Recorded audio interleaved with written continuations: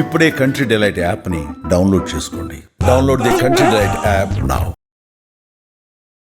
దేవి దుర్గమ్మ, శ్రీదేవి దుర్గమ్మ, దేవి దుర్గమ్మ, శ్రీదేవి దుర్గమ్మ. నమస్తే అమ్మా. నమస్తే తల్లి. దసరా నవరాత్రిలో భాగంగా 10వ రోజు అవతారం గురించి, విశిష్టత గురించి, మహర్నవమి కూడా కదమ్మా, తెలియజేయండి. అవునమ్మా, ఈ సంవత్సరం 11 రోజులు రావడం అంటే నవరాత్రులు 10 రోజులు వచ్చాయి తిథిద్వయం వల్ల. అందువల్ల మహర్నవమి 9వ రోజు కాక 10వ రోజు వచ్చింది. పేరే ఏమన్నారమ్మా? నవమిని మహర్నవమి అన్నారు. నవములన్నింటిలోకి చాలా పెద్దది. ఒక నవమి ఏమో రాముడికి సంబంధించింది, రామనవమి. ఇది మహర్నవమి, చాలా గొప్పదైనటువంటి నవమి. ఎందుకు అంటే ఈనాడే అన్ని యుగాలలోనూ జగన్మాత భిన్నమైన అవతారాలు ధరించి రాక్షసులతో యుద్ధం చేసి రాక్షసుల్ని సంహరించింది. ఈ రోజు ఉన్నటువంటి అవతారం మహిషాసుర మర్దనిగా కనపడుతుంది మనకి. ప్రధానం మహిషాసురుడు. దుర్గా అనేటటువంటి పేరు పెట్టినవాడే మహిషాసురుడు. ఆవిడికి దుర్గా అని కంగారు పడి పిలిచాడు, అది ఆవిడికి స్థిరమైపోయింది ఆ పేరు. అలా ఉన్నటువంటి ఆ దుర్గా 9వ రోజున అంటే 8వ రోజున వాడు వెంటపడి దుర్గా దుర్గా అందుకోలేకపోతున్నానని వెంటపడ్డవాడు. వాడిని 10వ రోజు ఈవిడ మహిషాసురుని సంహరించాడు. ఈ సంహరించటానికి గాను వాడు ఏ రూపం ధరిస్తే దానికి పైన ఉన్న రూపాన్ని ధరించింది. వాడు కామరూపుడు. చిట్ట చివరికి అన్నిటికన్నా నా అసలు రూపమే నయమేమో అని మహిష రూపం ధరించాడు. దున్నపోతు అన్నమాట. ఆ రూపాన్ని ధరించినప్పుడు శూలంతో అతన్ని సంహరించడం జరిగింది. మహిషమస్తక నృత్త వినోదిని స్ఫుటరణన్మణిను పురమేఖలా జనన రక్షణ మోక్ష విధాయిని జయతి శుంభని శూదిని అని మహిషాసుర మర్దనిని మనం కీర్తిస్తాం. అయ్యగిరి నందిని. ఆ మహిషాసుర మర్దని స్తోత్రం 17 శ్లోకాలు అనుకుంటా, పెద్ద పెద్ద శ్లోకాలు మనకు కనపడతాయి. ఎలా ఉంటే అసలు దాంట్లోనే ఆ శ్లోకాలు చదువుతుంటేనే యుద్ధం చేస్తున్నటువంటి మన కథం తొక్కుతున్నట్టుగా మనకు కనపడుతూ ఉంటాయి. అటువంటి మహిషాసుర మర్దని అవతారంగా జగన్మాత ఈనాడు మనకి కనపడుతూ ఉంటుంది. కిరీటాన్ని ధరించి అన్ని చేతుల్లోనూ ఆయుధాలు, ప్రధానంగా చేతిలో శూలాన్ని ధరించి కింద మహిషుడు అంటే దున్నపోతు రూపంలో ఉన్నటువంటి ఆ రాక్షసుడు కింద ఉండగా కనపడేటటువంటి రూపంలో మనకి దర్శనమిస్తుంది ఈవిడ మహిషాసుర మర్దని. సో అమ్మ ఐగిరి నందిని విశేషం ఏంటమ్మా? ఆ పాట మొత్తం కూడా అమ్మల్ని కీర్తించడం, అమ్మ యొక్క మహిషాసుర మర్దనానికి సంబంధించిన విశేషాలే. ఆవిడ మొత్తం అమ్మవారికి సంబంధించిన విశేషాలన్నీ అందులో ఉంటాయి. గిరి నందిని, అయ్యి అంటే ఓయ్ ఆ అని పిలుపు అన్నమాట. గిరి నందిని పర్వతరాజపుత్రి.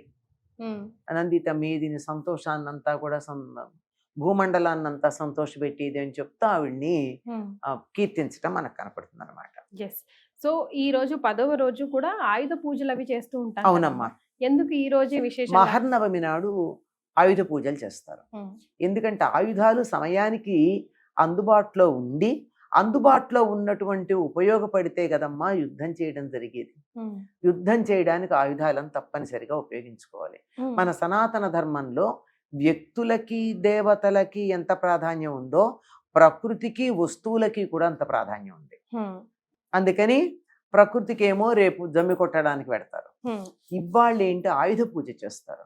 అందరూ తమ తమ ఆయుధాలని సిద్ధపరుచుకోవాలి. ఎందుకంటే ఆఖరి రోజు యుద్ధం అందరూ సిద్ధంగా ఉండాలి కనుక ఆయుధాలని పదును పెట్టుకుని సిద్ధంగా ఉంచేటటువంటి కార్యక్రమం. అందుకని ఆయుధ పూజ చేస్తారు. ఇప్పటికి మన సైన్యం కూడా మహర్నవమి నాడు వాళ్ళ ఆయుధాలన్నింటినీ పూజిస్తారు. ఈ రోజుకి మన సైన్యం అంతా కూడా ఈరోజు ఆయుధ పూజ చేస్తారు.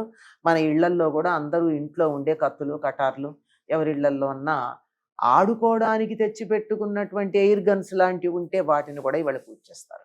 కత్తులు ఉంటే వాటన్నిటిని పూజ చేస్తారు. అందరూ తమ తమ ఆయుధాలు ఏముంటే వాటిని పూజ చేస్తారమ్మా. వాటన్నిటిని కూడా అవి మన ఆయుధాలు కావా? అవి లేనిదే మనం పనిచేయగలుగుతున్నామా? వాటి సహకారంతో కూడా పనిచేస్తున్నాం. సాధన సంపత్తిని అంతటినీ కూడా మనం పూజించేటటువంటి రోజు మన మహర్నవమి. ఇంకా గట్టిగా చెప్పాలంటే ఈరోజు మేము చదువుకునే రోజుల్లో మేము కత్తులు కటార్లు వాడేవాళ్ళం కాదు గనక మేము పుస్తకాలును కళాలు అక్కడ పెట్టుకునేవాళ్ళం. మరీ చిన్నప్పుడు జామెట్రీ బాక్స్ పెట్టుకునేవాళ్ళం, అది మా ఆయుధం కదా, జామెట్రీ బాక్స్ స్కేల్. ఇప్పుడు కావాలంటే ల్యాప్టాప్ పెట్టుకోవచ్చు. పెట్టుకొని మన కానీ భావన ఎలా రేపు ఒకటి గుర్తు పెట్టుకోండి అందరూ సరదాగా, మనం బాగా వాడేది సెల్ ఫోన్ గనక పూజ చేసిన తగ్గించి రేపు పొద్దుటి దాకా సెల్ ఫోన్ వాడకుండా ఉండడం ఎంత బాగుంటుందో ప్రపంచం. అయితే పూజ చేసేటప్పుడు మన ఆయుధాలకి మనకు ఉండాల్సిన భావన ఎలా ఉండాలమ్మా? అంటే అవన్నీ వాటి సహకారం లేనిదే నేను చేయలేను. నేను అహంకరించకూడదు, నేను చేశాను అని అనుకోవడానికి వీల్లేదు. పరీక్ష రాయడానికి వెళ్ళినటువంటి విద్యార్థికి పెన్ హఠాత్తుగా ఆగిపోయింది అనుకోండి, ఏమవుతుంది? మర్చిపోతాం. అసలు కాసేపటికి ఇలా పూర్వం అయితే ఇంక పెన్లు అయితే ఇట్లా విదిలించేవాళ్ళం, ఇప్పుడు ఏదో రకాలు ఏవో చేస్తా, ఏది చేసినా ముందైతే షాకేనా మరే. కనుక అవన్నీ కూడా తప్పనిసరిగా మాకు సహకరించాలి. దీంట్లో ఉన్నది కూడా నువ్వే కదా, మా బ్రహ్మ పిపీలికాది పర్యంతం ఉండేది నువ్వే కదా. కనుక మమ్మల్ని రక్షించవలసింది, కాపాడవలసింది. మేము చక్కగా అన్ని మా పనులను, మా కర్తవ్యాలు ఏవైతే ఉన్నాయో వాటిని చక్కగా నిర్వర్తించేట్టుగా సహకరించమని ఆ తల్లికి ప్రార్థించుకోవడం అంతే. సో ఇండైరెక్ట్ గా అమ్మవారి అవతారం మనకి ఏం చెప్తుంది అయ్యా అంటే always be thankful. Be thankful. English లో ఏం చెప్తారు? కౌంట్ యువర్ బ్లెస్సింగ్స్ అంటారు. నీకు ఉన్నదాన్ని నువ్వు ఎప్పటికప్పుడు లెక్క కట్టుకుంటూ నాకు ఇంత ఉంది ఇంత ఉంది అని ఆనందిస్తూ ఉండు. లేని దాని గురించి ఎందుకు ఆలోచిస్తావు? ఉండకూడనిది ఏదన్నా దరిదాపుల్లోకి వస్తుందేమో అని భయపడుతూ ఉండు. ఒకవేళ నాలో దురాలోచనలు వస్తాయేమో దూరంగా నెట్టేయమని అడుగు. సదాలోచనలు ఉంటే వాటిని పెంపొందించుకునే ప్రయత్నం చేయి. అది అమ్మవారి పూజలో మనకు కనపడేటట్టు అంతరార్థం. అష్టమి నవమి జనరల్ గా ఏదన్నా మంచి కార్యక్రమం చేద్దామన్నా, బట్టలు కొనుక్కుందాం కొత్తవనుకున్న ఆఖరికి అష్టమి నవమిలు ఉన్న ఈ రోజు మంచి రోజు కాదనుకుంటాం, కానీ ఇది మాత్రం మహర్నవమిగా చెప్పుకుంటున్నాం. అవునమ్మా, ప్రతి దానికి కూడా మనం ఇలా అనుకుంటాం గనక వాటికి ప్రాధాన్యం ఇస్తూ దేవతామూర్తులు అవతరించడం, సత్కార్యాలు చేయడం జరిగింది. ప్రతి తిథికి ప్రతి రోజుకి కూడా ప్రాధాన్యం ఉంటుంది, కానీ చేసే పనులను బట్టి, ఏం పనులు చేస్తావు అన్న దాన్ని బట్టి కొన్ని పనులకు ప్రాధాన్యం ఉంటుంది. ఆ తిథి కొన్ని పనులకు కొన్ని తిథులు ప్రాధాన్యం ఉంటుంది. చాలా సంతోషం అమ్మ, మహర్నవమి విశేషాలు తెలియజేశారు. ధన్యవాదాలు. సర్వమంగళ మాంగళ్యే శివే సర్వార్థ సాధికే శరణ్యే త్ర్యంబకే గౌరీ నారాయణి నమోస్తుతే.